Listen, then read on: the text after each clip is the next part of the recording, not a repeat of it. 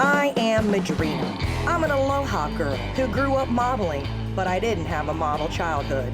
As a teen, the law and I were acquainted, but not necessarily in a good way, if you know what I mean. So I left Hawaii in my troubled past, moved to Pensacola, and opened a new business.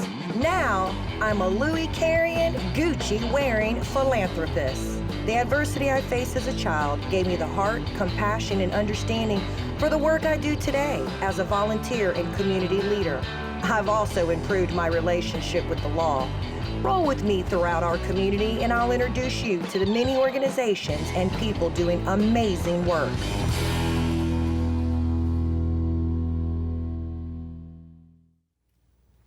Hello, and thank you for watching Rolling with Madrina. My name is Madrina Ciano, and I'm happy to bring you a new show tonight about a new organization that I'm learning about. It's called SOCS, Save Our Kittens and Cats. They're out of Fort Walton Beach, and I was telling her off camera that I'm excited to learn more about it, as I'm really a dog person, not so much a cat person. So she was enlightening me on so many things off camera, and I can't wait for their executive director, Nancy Schimmer, of SOCS, Save Our Kittens and Cats of Fort Walton Beach. Thank you for joining me today. Thank you for having me. And so this is your life's work with what you're doing here. You're passionate about cats and helping and saving them. Give us a little bit of background about SOCS, or Save Our Cats and Kittens organization. We've been around since 1996, founded by Sarah DeMonbrun, who was a teacher at Choctaw High School, and she had a love for cats. And she saw the need, the strays and the ferals and the unhomed cats, and started out from her home and began taking them in and getting them, taking care of them. And she outgrew that and moved into another building, started a nonprofit, started a thrift store, which is a part of our funding. And that was a very smart move on her part. That has made a huge difference in our funding.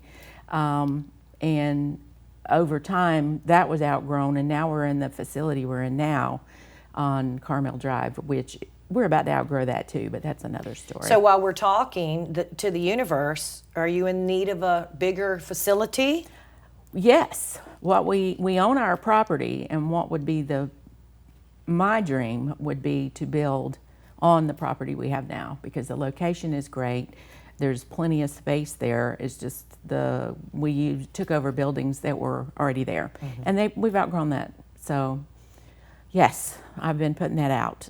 We don't have. And your address is in Fort Walton Beach. Yes. We'll have it on the screen, but 498 Carmel Drive in Fort Walton Beach. But Right. Where do your services extend from? What counties? All the way from Escambia to Bay County, and sometimes beyond and into Alabama. We are focused, we're a Fort Walton Beach organization, but we do a lot with Navarre and Santa Rosa County, and we work with every rescue and shelter that will work with us. So we are all working together to try to alleviate the cat population problem. So. Not to put you on the spot, but do you have any idea of how many pet-oriented nonprofits we have to help with strays, or No, how but many are you partnering it's a lot. There are a lot. I know that, and that tells you the depth of the problem, that there are so many trying to plug gaps that exist. Right now, we work with A-Hope for Santa Rosa County. We work with, there are 2 in Fort Walton that we work with. And right now, I'm going blank on their names. But you're a no-kill shelter there at SOCS. Yes. Why do you think we have such a prevalent problem with, is it mostly stray cats, or I don't see that we have an equal amount of stray dogs, or why is it that cats are always the homeless ones?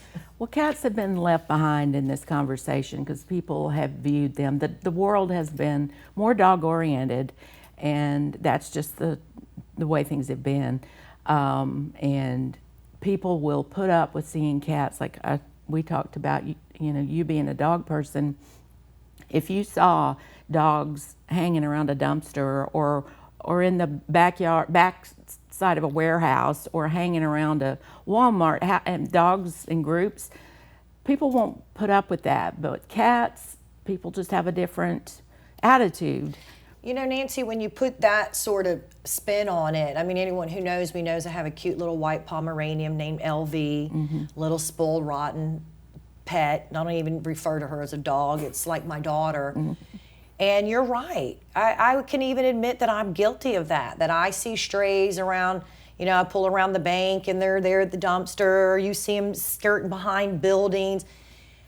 And we almost think nothing about that. Like, that's the norm. Oh, there's this little stray dumpster cat.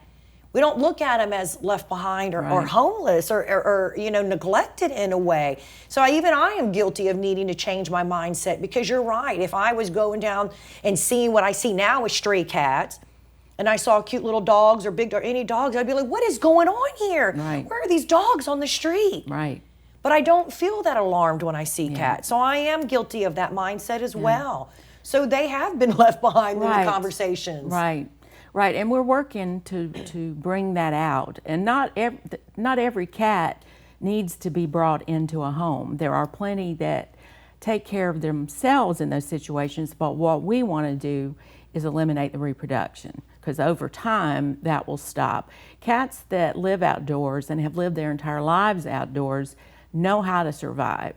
And if they're not friendly, never had any interaction with a human, the chances of them doing well indoors is not good.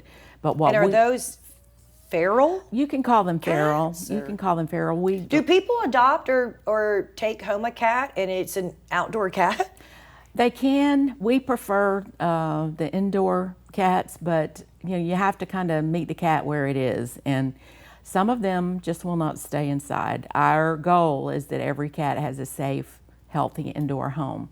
And failing that, if they are determined to be outdoors, if they're not friendly with people, if they're not comfortable in that environment, then we want them fed and cared for and not reproducing wherever they live. And those numbers that you see in places like around the dumpsters and in the back of a warehouse or behind a Walmart will over time decrease and eventually go away. We hope, but obviously that's not happening, so we haven't done enough work.